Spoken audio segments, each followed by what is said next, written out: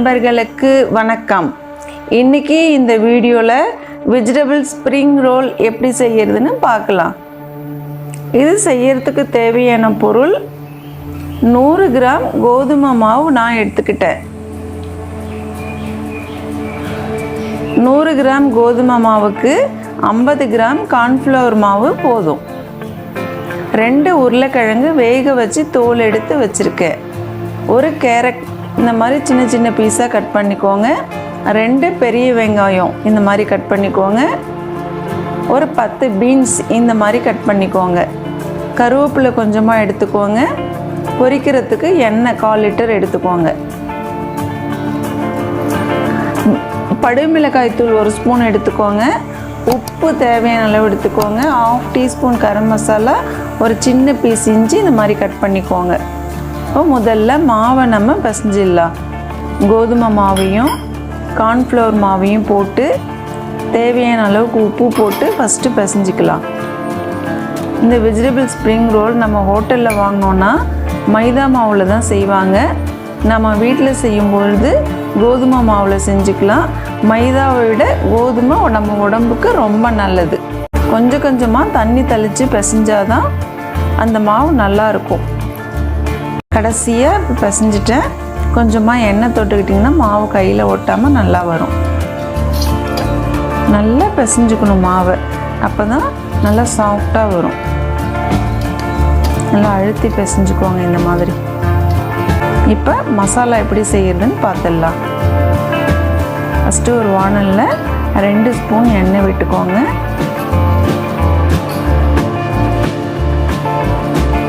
எண்ணெய் கொஞ்சம் ஹீட் ஆகட்டும். எண்ணெய் ஹீட் ஆனதுக்கப்புறம் நம்ம வெஜிடபிள்ஸ் இதில் போட்டுக்கலாம். இப்போ எண்ணெய் ஹீட் ஆகிடுச்சு. முதல்ல வெங்காயத்தை போட்டு நல்லா வதக்கிக்கலாம்.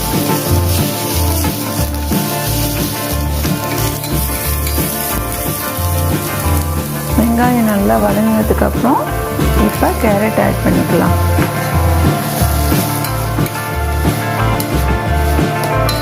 கேரட் கொஞ்சம் வதங்கினதுக்கு அப்புறமா நம்ம இப்போ பீன்ஸ் ஆட் பண்ணிக்கலாம். ஒவ்வொரு வெஜிடபிள்ஸாக சேர்த்தோன்னா நல்லா வதங்கும்.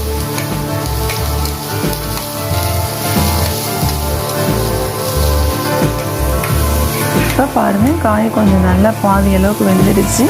இப்போ இந்த இஞ்சியும் போட்டுக்கலாம்.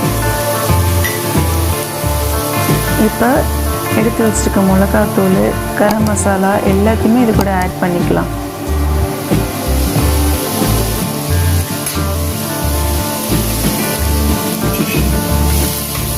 போட்டு நல்லா வதக்கிக்கணும். வெஜிடபிள்ஸ் நல்லா வேகிற பதத்துக்கு நல்லா வதக்கி எடுத்துக்கலாம். காய் பார்த்திங்கன்னா நல்லா தெரியும் வெந்திருக்க மாதிரி. கருவேப்பிலை போட்டுக்கலாம். எல்லாத்தையும் போட்டு நல்லா வதக்கிக்கணும்.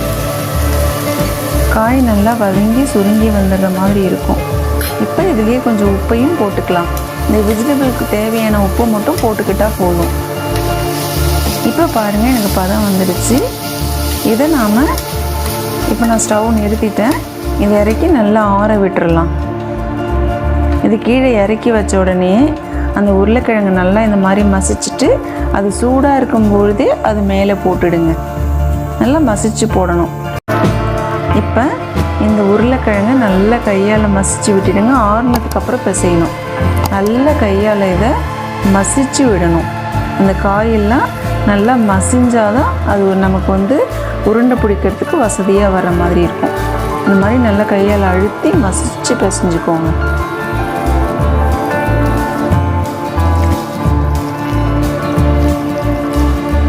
இந்த மாதிரி தான் நல்லா பிசைஞ்சிக்கிட்டு இதை நம்ம கொழுக்கட்டெல்லாம் பிடிக்குவோம் இல்லையா, அந்த மாதிரி பிடிச்சி பார்த்திங்கன்னா நமக்கு புடி வந்ததுன்னா அந்த அளவுக்கு பிசைஞ்சு இந்த மாதிரி பிடிச்சி வச்சுக்கோங்க. மாவு நல்லா ஊறிடுச்சு. இப்போ இதை நம்ம சப்பாத்தி போடுற மாதிரி சின்ன சின்னதாக உருண்டி சப்பாத்தி கட்டையில் போட்டு நல்லா போட்டுடலாம். பாருங்க, இந்த மாதிரி சின்னதாக ஒரு லெமன் சைஸ்க்கு உருண்டிக்கோங்க, போதும்.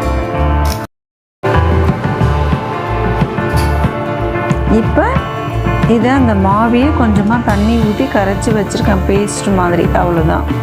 இப்போ இந்த மாவை சப்பாத்தி கல்லில் நல்லா போட்டு உருட்டிக்கிட்டேன். இப்போ இந்த மாதிரி இதுக்குள்ளே வச்சுடுங்க. ஒரு ஓரத்தில் வச்சுட்டு இந்த மாவு கரைச்சி வச்சுருக்கேன் இல்லையா, நம்ம பூரிக்கு போடுறதுக்கு பசஞ்சோம் இல்லையா, அதே தான் தனியாக பேஸ்ட் மாதிரி கரைச்சி வச்சுருக்கேன். பூரியை விட கொஞ்சம் பெருசாக போட்டுக்கோங்க, சப்பாத்தி விட கொஞ்சம் சின்னதாக இருக்கணும். இப்படி வச்சுட்டு இதை ஃபுல்லாக இங்கே வந்து பேஸ்ட் மாதிரி நல்லா அப்ளை பண்ணிவிடுங்க. இப்போ நான் எங்கே பண்ணுறேங்கிறத கொஞ்சம் நல்லா கவனமாக பார்த்து அந்த மாதிரி செஞ்சிங்கன்னா நம்ம எண்ணெயில் போட்டோன்னா பிரிஞ்சு வராமல் இருக்கும். பார்த்துக்கோங்க.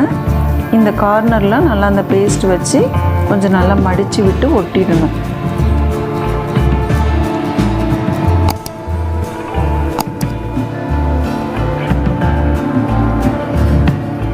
இது அந்த பக்கம் வச்சுட்டு நல்லா ரோல் பண்ணிக்கணும். அழுத்தக்கூடாது, மெதுவாக சாஃப்டாக ரோல் பண்ணணும். இதே மாதிரியே இப்போ நம்ம எல்லாத்தையும் செஞ்சு எடுத்து வச்சுக்கலாம்.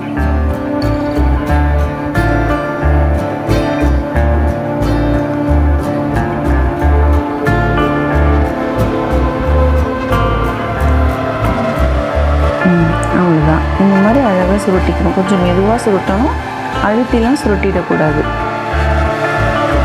அவ்வளோதான். இப்போ அந்த மேல் பக்கமும் கீழ் பக்கமும் கொஞ்சம் அந்த பேஸ்ட் வச்சு ஒட்டிக்கலாம். நம்ம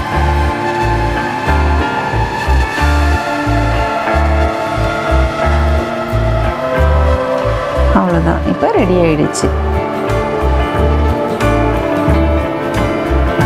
அவ்வளோதான். இப்போ இது மாதிரியே நம்ம எல்லாத்தையும் செஞ்சிடலாம். நான் இப்போ செஞ்சு வச்சுட்டேன். இது எல்லாத்தையும் செஞ்ச உடனே நம்ம ஸ்டவ் ஆன் பண்ணி எண்ணெயை இது பொரிக்கிறதுக்கு ரெடி பண்ணிடலாம். எண்ணெய் ஹீட் ஆகிடுச்சு. இப்போ இந்த மாதிரி 2 போட்டு நம்ம பொரித்து எடுத்துட வேண்டியதான்.